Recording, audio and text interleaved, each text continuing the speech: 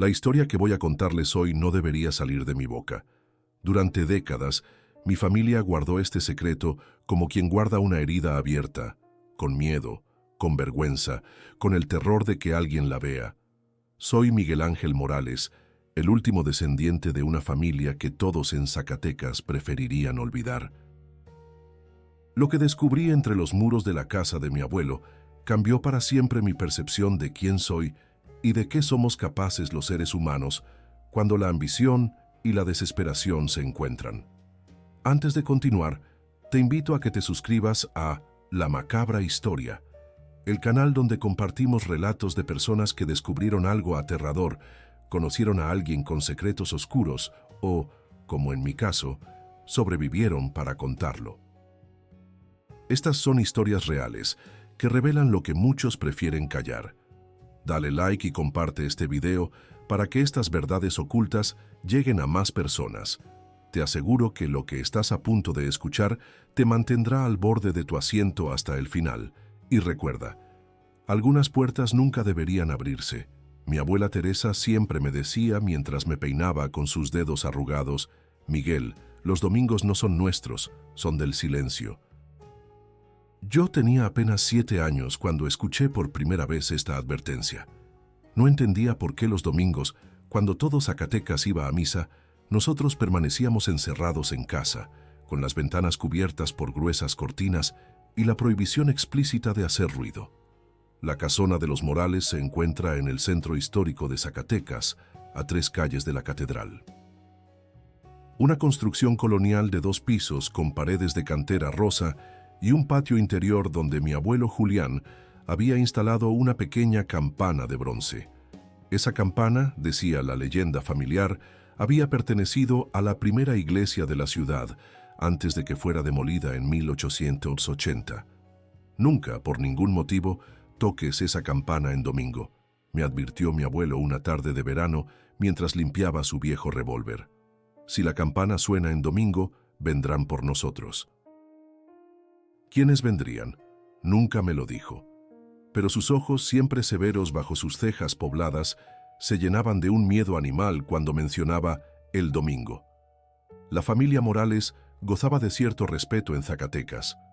Mi abuelo había sido dueño de una pequeña mina de plata en los años 30, antes de que la nacionalización minera lo obligara a venderla al gobierno.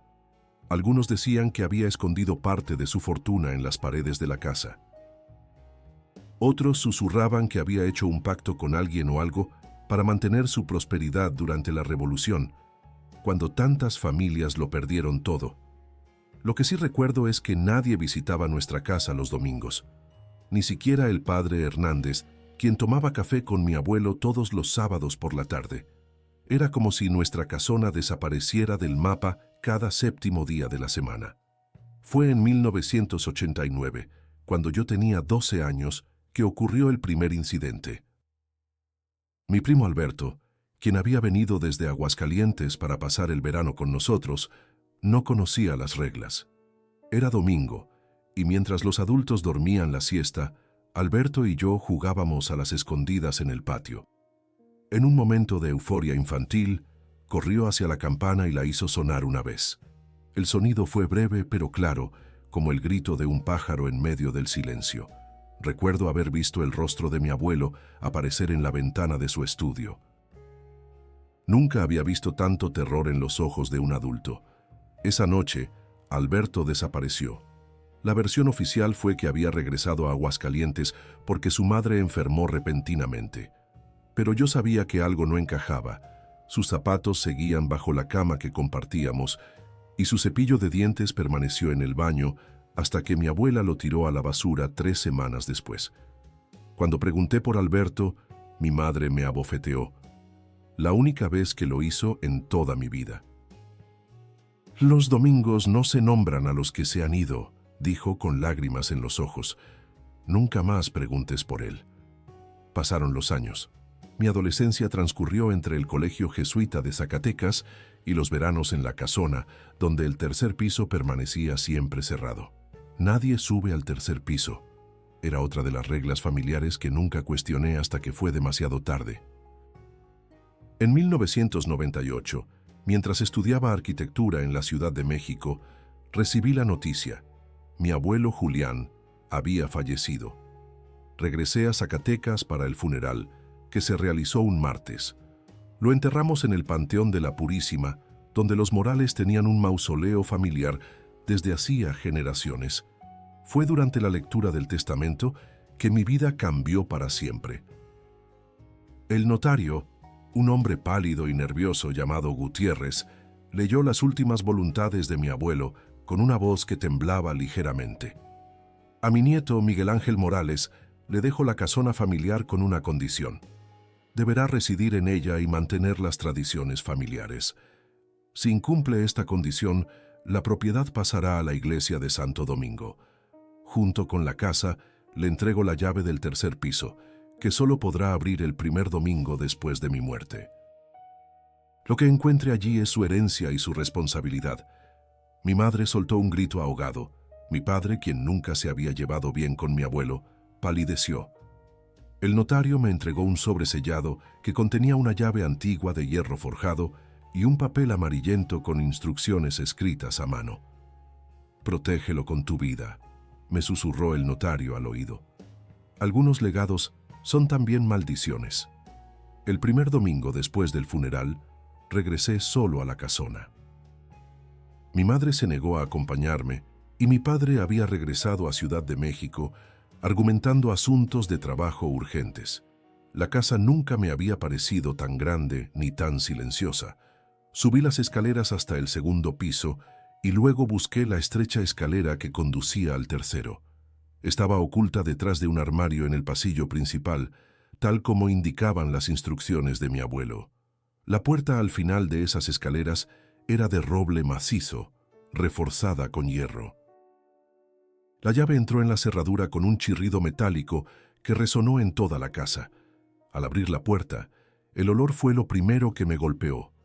Un hedor dulzón, como de carne pudriéndose mezclada con incienso y cera de velas. La habitación era amplia, con techos altos y ventanas selladas con ladrillos y argamasa. En el centro había una larga mesa de madera con 7 sillas, y en cada silla, excepto una, había un esqueleto vestido con ropas de diferentes épocas. En la pared del fondo, escrito con algo que parecía sangre seca, había un mensaje. 7 generaciones, 7 domingos, 7 sacrificios. Sobre la mesa, un diario encuadernado en piel negra. Al abrirlo, reconocí la caligrafía de mi abuelo. Mi querido Miguel, si estás leyendo esto, es porque soy el sexto en la mesa. Tú serás el séptimo, o encontrarás a alguien que tome tu lugar. El pacto que hizo nuestro antepasado Joaquín Morales en 1944 con el Padre Oscuro de la mina Santa Lucía nos dio riqueza y poder, pero a cambio, cada generación debe entregar a uno de los suyos. Siempre en domingo, siempre en silencio. El último sacrificio debe realizarse antes del séptimo domingo después de mi muerte, o todos los Morales, vivos y muertos, sufriremos eternamente. Junto al diario había una fotografía en sepia. Mi abuelo, mucho más joven, junto a un sacerdote de mirada penetrante y 6 mineros, todos de pie frente a la entrada de una mina. Al reverso de la foto, una inscripción. Santa Lucía, 1944, el día del pacto. La última página del diario tenía una lista de nombres y fechas. Joaquín Morales, 4 de junio 1944, voluntario. Ernesto Morales, 7 de mayo 1950, resistió. Ricardo Morales, 12 de septiembre 1965, accidente. Carlos Morales, 3 de febrero 1975, enfermedad. Alberto Morales, 15 de julio 1989, inocente. Julián Morales, 22 de marzo 1998, resignado. Miguel Ángel Morales. ¿Decidirá? Mi primo Alberto. Su nombre estaba allí. No había regresado a Aguascalientes. Estaba sentado a la mesa. Un pequeño esqueleto con ropa de niño y zapatos que reconocí inmediatamente. Mientras procesaba el horror de mi descubrimiento, la campana del patio comenzó a sonar por sí sola. Un tañido lento, rítmico, como un corazón moribundo. Era domingo, y la campana estaba llamando. El diario de mi abuelo era extenso y detallado. Pasé toda esa noche leyéndolo, olvidando el hambre, el miedo y el hedor que impregnaba el tercer piso de la casona. A medida que avanzaba en su lectura, las piezas del rompecabezas comenzaban a encajar. Todo comenzó en 1944. México estaba en plena transformación industrial bajo el gobierno de Manuel Ávila Camacho, y Zacatecas vivía un renovado interés en la minería. Mi bisabuelo Joaquín, quien había heredado una pequeña mina llamada Santa Lucía en las afueras de la ciudad, estaba al borde de la ruina.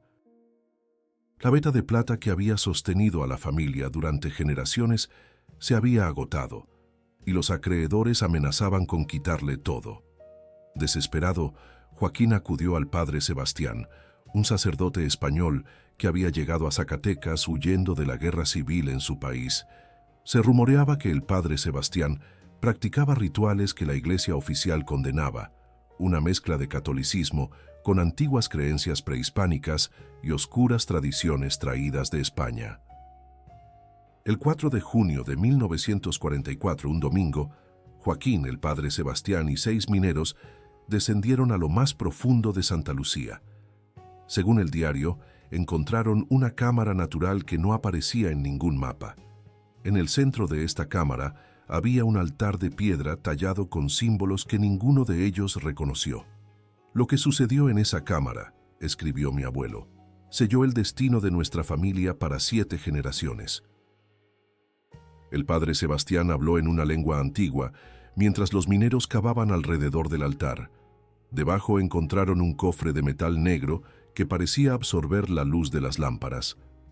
Dentro del cofre había una campana de bronce y un pergamino escrito con algo que parecía sangre. El pacto era simple y terrible. La campana debía instalarse en la casa de los Morales. Cada domingo permanecería en silencio, recordando el día del pacto. Si sonaba en domingo, el protector de la mina reclamaría a uno de los Morales. A cambio, la mina produciría plata como nunca antes durante 7 generaciones, o hasta que 7 Morales hubieran sido sacrificados. Joaquín aceptó el trato, pensando que podría controlar la situación simplemente manteniendo la campana en silencio los domingos. La mina efectivamente comenzó a producir cantidades extraordinarias de plata, y los Morales prosperaron rápidamente. Pero el 4 de junio de 1945, exactamente un año después del pacto, Joaquín amaneció con una compulsión inexplicable. Se dirigió al patio, tomó la campana y la hizo sonar 3 veces. Esa misma tarde, según relató mi abuelo, Joaquín anunció que debía regresar a la mina para reunirse con los que esperan. Su esposa e hijos lo vieron partir. Nunca regresó. Lo buscaron durante semanas. Finalmente, un grupo de mineros descendió a la cámara del altar y encontró a Joaquín sentado allí, como esperando. Estaba perfectamente conservado, pero completamente muerto. Lo llevaron a casa y lo sentaron en la mesa del tercer piso, que Joaquín había mandado construir específicamente después del pacto. El primer sacrificio fue voluntario, escribió mi abuelo. Los demás no lo serían tanto. A medida que pasaban los años, la maldición continuó. Ernesto, el hijo mayor de Joaquín y padre de mi abuelo Julián, intentó romper el pacto. Vendió la mina, destruyó la campana, que reapareció intacta al día siguiente. Incluso consultó a sacerdotes y curanderos. Nada funcionó. Un domingo de mayo de 1950, la campana sonó por sí sola, y Ernesto, que había estado bebiendo para ahogar su miedo, desapareció esa noche. Lo encontraron 3 días después en la cámara del altar, con expresión de terror en su rostro. Mi abuelo Julián, entonces un joven de 20 años, comprendió que el pacto no podía romperse. Decidió aceptarlo y administrarlo, seleccionando cuidadosamente quién sería el siguiente sacrificio. La riqueza continuaba fluyendo, y los Morales se convirtieron en una de las familias más prósperas de Zacatecas, aunque nadie sabía exactamente de dónde venía tanto dinero después de que la mina fuera nacionalizada. El tercer sacrificio fue Ricardo, un primo lejano que había amenazado con exponer los secretos familiares. Mi abuelo lo invitó a cenar un domingo y de alguna manera hizo que la campana sonara. Ricardo murió en un accidente automovilístico esa misma noche mientras regresaba a su casa. Su cuerpo desapareció de la morgue y, según mi abuelo, apareció perfectamente sentado en la mesa del tercer piso. Carlos, el cuarto sacrificio, era el hermano menor de mi abuelo.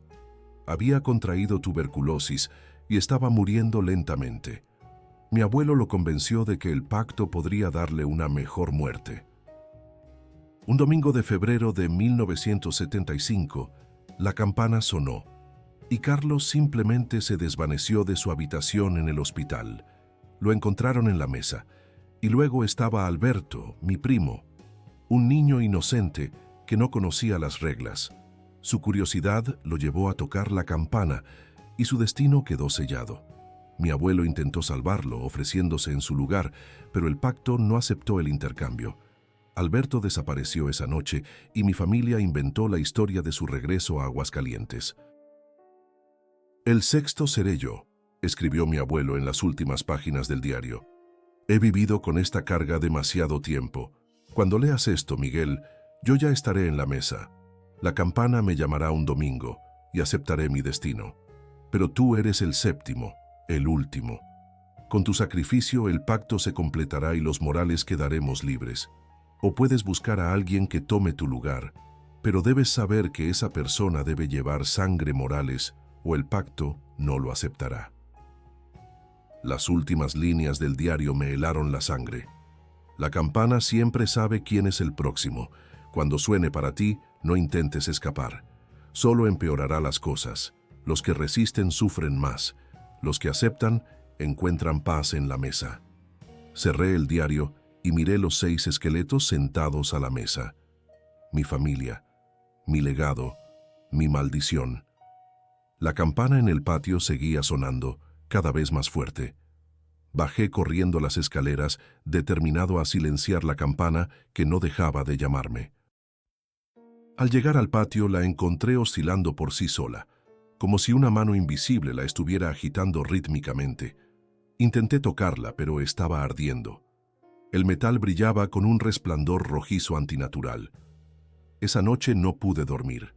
Cerré todas las puertas y ventanas y me encerré en el estudio de mi abuelo en el primer piso, lo más lejos posible del tercer piso y del patio con la campana. Pero incluso allí podía escucharla. Su sonido parecía venir de todas partes, como si las propias paredes de la casa lo amplificaran. Fue entonces cuando noté algo extraño en el estudio. Uno de los paneles de madera de la pared parecía ligeramente más nuevo que los demás. Lo presioné y cedió, revelando un compartimiento secreto. Dentro había una caja de metal similar a la descrita en el diario de mi abuelo. Al abrirla, encontré varios documentos y un mapa detallado de la mina Santa Lucía, con la ubicación exacta de la cámara del altar marcada en tinta roja. Entre los documentos había cartas intercambiadas entre mi abuelo y el padre Sebastián a lo largo de décadas. La última estaba fechada apenas 3 meses antes de la muerte de mi abuelo. Mi estimado Julián, después de tantos años, mi tiempo también se acerca. No he envejecido normalmente, como habrás notado en nuestros escasos encuentros. El pacto me ha mantenido, pero también me ha consumido. Cuando el séptimo tome su lugar en la mesa, yo finalmente seré libre. Pero debo advertirte, el séptimo tiene una opción que los anteriores no tuvieron. Puede romper el ciclo si descubre el verdadero nombre de aquel con quien hicimos el pacto. Este nombre está tallado en la base del altar, bajo la sangre de 7 generaciones. No debería decirte esto, pero mi conciencia, lo poco que queda de ella, me obliga. Tu nieto podría ser el último sacrificio, o podría ser nuestra redención. Que Dios, si aún nos escucha, tenga misericordia de nuestras almas. Sebastián. Una chispa de esperanza se encendió en mi interior. Había una salida, una manera de romper el pacto. Pero para ello necesitaba ir a la mina Santa Lucía, encontrar la cámara del altar y descubrir el nombre tallado en su base. Sin embargo, había un problema. Según los documentos más recientes, la mina había sido clausurada en 1985 tras un derrumbe que mató a 12 mineros. La entrada estaba sellada con hormigón y protegida por una valla de seguridad. Pasé los siguientes días investigando, visitando archivos municipales y hablando con antiguos mineros. Nadie quería hablar de Santa Lucía. Cuando mencionaba el nombre, las personas mayores hacían la señal de la cruz y cambiaban de tema. Finalmente, encontré a Tomás Ramírez, un hombre de casi 90 años que había trabajado en la mina durante su juventud. Santa Lucía nunca debió ser abierta, me dijo Tomás mientras compartíamos una botella de mezcal en su pequeña casa en las afueras de Zacatecas. Esa mina estaba maldita desde antes que tu bisabuelo la comprara. Los indígenas huicholes la consideraban una entrada al inframundo. Los españoles que intentaron explotarla en la colonia murieron de formas horribles. Tomás me contó que, según la leyenda local, la cámara del altar era mucho más antigua que la mina. Los túneles mineros simplemente la habían descubierto, pero el altar y la cámara habían estado allí durante siglos, tal vez milenios. El padre Sebastián no hizo un pacto nuevo, explicó Tomás. Renovó uno antiguo. Los huicholes sacrificaban personas allí mucho antes que nosotros, y antes que ellos, quién sabe quién lo hizo. Antes de irme, Tomás me entregó un pequeño objeto envuelto en un trapo desgastado. Tu abuelo me dio esto para ti, por si algún día venías preguntando. Dijo que te serviría cuando todo lo demás fallara. Era una llave pequeña, hecha de un metal negro que no pude identificar. No parecía corresponder a ninguna cerradura normal. No es para abrir puertas, dijo Tomás, como leyendo mi pensamiento. Es para cerrarlas. ¿Qué secreto esconde la mina Santa Lucía? ¿Podrá Miguel romper el pacto que ha condenado a su familia durante generaciones? Si esta historia te está erizando la piel, no olvides suscribirte a La Macabra Historia, el canal que revela los secretos más oscuros que muchos prefieren mantener ocultos. Dale like y comparte este video para que más personas descubran estas historias de terror y misterio que ocurrieron en nuestras tierras. Y ahora prepárate para el desenlace de esta macabra historia de los Morales. El domingo siguiente amaneció con un cielo plomizo sobre Zacatecas. Era el tercer domingo después de la muerte de mi abuelo. Según sus notas, tenía hasta el séptimo domingo para completar el sacrificio final, o todos los Morales sufrirían eternamente.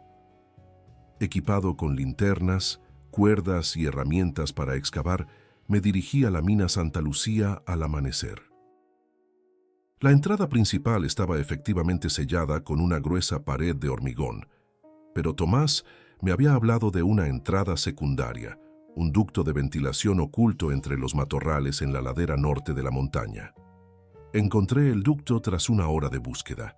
Era estrecho, apenas lo suficiente para que un hombre adulto se deslizara por él. Sin pensarlo dos veces, encendí mi linterna frontal y comencé el descenso. El túnel era más largo de lo que esperaba, serpenteando en las entrañas de la montaña. Después de lo que pareció una eternidad, emergí en uno de los túneles principales de la mina. El aire era denso, cargado de humedad y un olor metálico que me recordaba al tercer piso de la casona. Siguiendo el mapa de mi abuelo, navegué por un laberinto de túneles abandonados. Algunos estaban parcialmente derrumbados, obligándome a excavar para pasar. En las paredes, ocasionalmente, veía marcas extrañas, símbolos que no pertenecían a ningún alfabeto que conociera. Finalmente, después de varias horas, llegué a un túnel que terminaba abruptamente en una pared de roca que parecía diferente al resto, más lisa, casi pulida. En el centro de esta pared había una pequeña hendidura con la forma exacta de la llave negra que Tomás me había dado. Inserté la llave y la giré. En lugar de abrirse, la pared comenzó a moverse por sí sola, deslizándose silenciosamente hacia un lado, revelando una cámara circular tallada en la roca viva. La cámara del altar. Era tal como la describía el diario de mi abuelo, pero más impresionante y aterradora. El techo abovedado estaba tallado con constelaciones que no correspondían al cielo nocturno que yo conocía. Las paredes estaban cubiertas de bajorrelieves que mostraban figuras humanas sentadas alrededor de mesas circulares, mientras otras figuras, más altas y delgadas, observaban desde las sombras. Y en el centro, sobre una plataforma elevada, estaba el altar, un bloque rectangular de piedra negra, similar a la obsidiana pero con vetas rojas que parecían pulsar con luz propia. Alrededor del altar, el suelo estaba manchado con lo que parecía ser sangre seca de diferentes épocas. Me acerqué cautelosamente. Según la carta del padre Sebastián, el verdadero nombre de la entidad con la que habían hecho el pacto estaba tallado en la base del altar. Me arrodillé y comencé a examinar los laterales de la piedra. Fue entonces cuando escuché la campana. No era posible. Estaba a kilómetros de la casona bajo tierra, y sin embargo podía escuchar claramente la campana del patio sonando con la misma cadencia hipnótica que había escuchado la noche que descubrí el tercer piso. Que el sonido parecía venir del propio altar. Me apresuré a buscar en su base, pasando mis dedos por la piedra fría. En la cara norte del altar, mis dedos encontraron inscripciones. Pasé la linterna por ellas. Eran símbolos similares a los que había visto en los túneles, pero más elaborados. Y debajo de estos símbolos, tallado en un español arcaico, había un nombre: Tezitzimitl, el que habita entre muros. En ese momento, la tierra tembló. Del techo de la cámara comenzó a caer polvo y pequeñas piedras. El sonido de la campana se intensificó hasta hacerse casi insoportable. Y entonces, desde las sombras más profundas de la cámara, emergió una figura. Era el padre Sebastián, o lo que quedaba de él. Su cuerpo estaba demacrado, casi momificado, pero se movía con una agilidad antinatural. Sus ojos, hundidos en cuencas oscuras, brillaban con un fuego rojizo similar a las vetas del altar. «Has llegado más lejos que cualquier otro Morales», dijo con una voz que sonaba como piedras frotándose entre sí. «Pero no puedo permitir que rompas el pacto, no cuando estamos tan cerca del final». «¿Quién es Tzitzimítl?», pregunté, retrocediendo hacia la entrada de la cámara. El padre Sebastián sonrió, revelando dientes amarillentos y afilados que no parecían humanos. «No es un quién, sino un qué», respondió.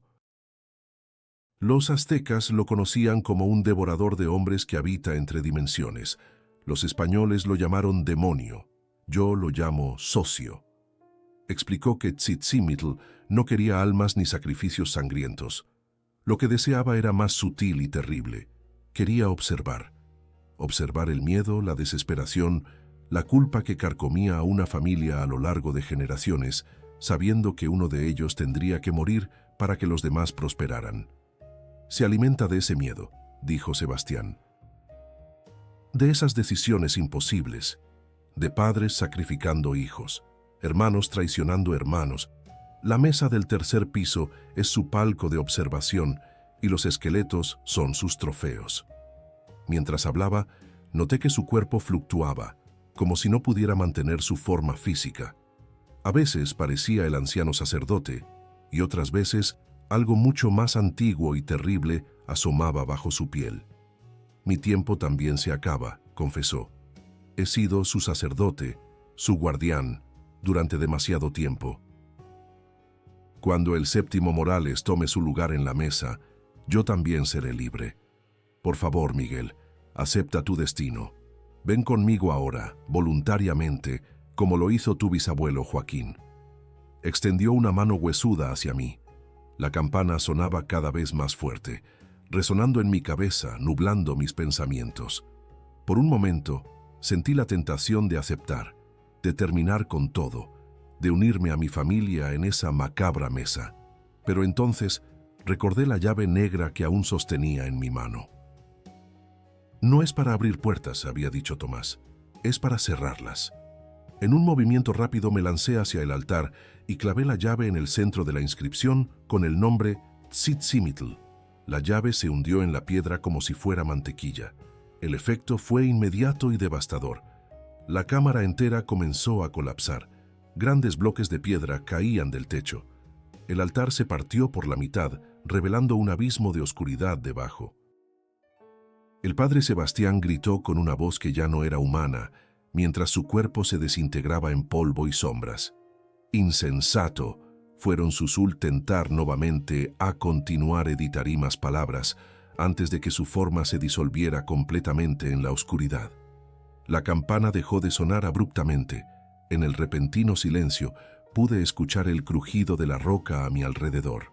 La mina entera estaba colapsando. Corrí hacia la salida de la cámara, justo cuando un enorme bloque de piedra caía donde yo había estado parado segundos antes. El túnel por el que había llegado también comenzaba a derrumbarse. Avancé a toda velocidad, esquivando rocas que caían y saltando sobre grietas que se abrían en el suelo. Cuando finalmente alcancé el ducto de ventilación por el que había entrado, estaba casi bloqueado por escombros. Me arrastré desesperadamente, sintiendo que el aire se volvía más escaso con cada segundo. Mis manos y rodillas sangraban por el roce con la roca, pero el instinto de supervivencia me impulsaba a seguir. Después de lo que pareció una eternidad, vi un punto de luz al final del ducto. Con un último esfuerzo, emergí a la superficie justo cuando la entrada del ducto se derrumbaba por completo detrás de mí. Me desplomé sobre la tierra, respirando el aire fresco de la tarde. El suelo aún temblaba ligeramente, y una nube de polvo se elevaba desde varios puntos de la montaña donde otros túneles se estaban colapsando. Había escapado, pero había rompido el pacto. Regresé a la casona al anochecer, exhausto y lastimado, pero vivo. Lo primero que noté al entrar fue el silencio. Un silencio limpio, natural, sin la opresiva sensación de estar siendo observado que siempre había permeado el lugar. Subí directamente al tercer piso. La puerta seguía abierta, tal como la había dejado, pero al entrar me detuve en seco. La mesa seguía allí, con sus 7 sillas, pero las sillas estaban vacías. No había esqueletos, no había restos de mis antepasados. Solo quedaban pequeños montones de polvo sobre cada asiento, como si los huesos se hubieran desintegrado en cenizas. En la pared donde antes estaba el mensaje escrito con sangre, ahora solo había manchas descoloridas. El diario de mi abuelo permanecía sobre la mesa, pero cuando lo abrí todas sus páginas estaban en blanco. Bajé al patio. La campana seguía en su lugar, pero ahora parecía ordinaria, simplemente un trozo de bronce antiguo sin ningún resplandor sobrenatural. La toqué cautelosamente. Estaba fría. La hice sonar una vez y produjo un sonido normal, metálico y claro que se desvaneció naturalmente. Esa noche, por primera vez desde que tenía memoria, dormí profundamente en la casona. No hubo pesadillas, ni susurros en las paredes, ni sombras moviéndose en los rincones. Al día siguiente era domingo. Desayuné tranquilamente y luego, en un acto que habría sido impensable antes, abrí todas las ventanas de la casa, dejando entrar la luz del sol. Salí al patio y toqué la campana solo porque podía hacerlo. Su sonido resonó alegremente, sin ninguna consecuencia siniestra. Pasaron los meses. Gradualmente fui renovando la casona, derribando muros innecesarios, dejando entrar luz y aire a espacios que habían permanecido cerrados durante décadas. El tercer piso lo convertí en mi estudio de arquitectura, transformando completamente su aspecto y propósito. Un día, mientras supervisaba la renovación del patio, uno de los trabajadores encontró algo enterrado bajo el pedestal de la campana. Una pequeña caja de metal, similar a la que había encontrado en el estudio de mi abuelo. Dentro había un sobre amarillento, con mi nombre escrito en una caligrafía que reconocí inmediatamente. Mi querido Miguel, si estás leyendo esto, significa que encontraste el valor que a mí me faltó. Siempre supe que había una manera de romper el pacto, pero fui demasiado cobarde para intentarlo. El miedo y la culpa pueden ser cadenas más fuertes que cualquier maldición. La verdad es que nunca hubo un Tzitzimitl. El padre Sebastián inventó ese nombre, combinando elementos de diferentes mitologías para crear un ser que sonara antiguo y poderoso. El verdadero poder detrás de nuestra maldición familiar fue siempre más humano: la codicia, el miedo, la disposición a sacrificar a otros por nuestro propio beneficio. La mina nunca tuvo nada especial, excepto por esa cámara natural que impresionaba a los supersticiosos. La plata que produjo durante años vino del trabajo duro y de inversiones inteligentes, no de pactos sobrenaturales. Pero el padre Sebastián, un estafador brillante que conocía el poder de la sugestión, nos convenció de lo contrario, y nosotros lo creímos porque era más fácil culpar a fuerzas sobrenaturales que aceptar nuestra propia crueldad. Cada sacrificio fue, en realidad, un asesinato cuidadosamente planeado para mantener la riqueza en menos manos, excepto Alberto. Su muerte fue un accidente, un terrible accidente que me atormentó hasta mi último día. Perdóname por ocultarte la verdad, por dejarte descubrirla por ti mismo. Era la única manera de asegurarme que el ciclo se rompiera definitivamente. La casona es tuya ahora, libre de fantasmas excepto los de nuestra conciencia. Úsala bien, vive plenamente y nunca permitas que el miedo te impida hacer lo correcto. Con amor y remordimiento, tu abuelo Julián. Me senté bajo el naranjo del patio, sosteniendo la carta mientras el sol de la tarde proyectaba sombras danzantes sobre el papel. Había sido toda una elaborada farsa, mantenida durante generaciones por una familia dispuesta a creer en monstruos antes que en su propia capacidad para la crueldad. ¿O mi abuelo había escrito esta carta como un último acto de protección, intentando liberarme de un conocimiento demasiado terrible para vivir con él? Nunca lo sabré con certeza.